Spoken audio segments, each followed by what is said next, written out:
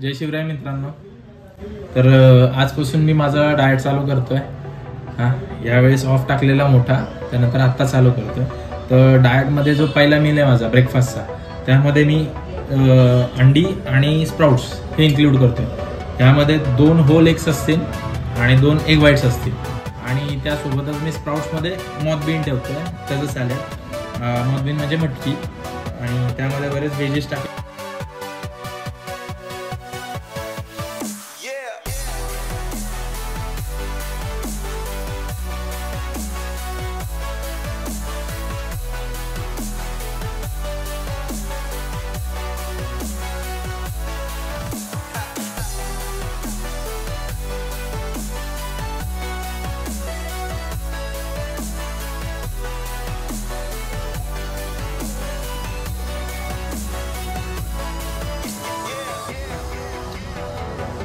So आहे high protein high fibre meal.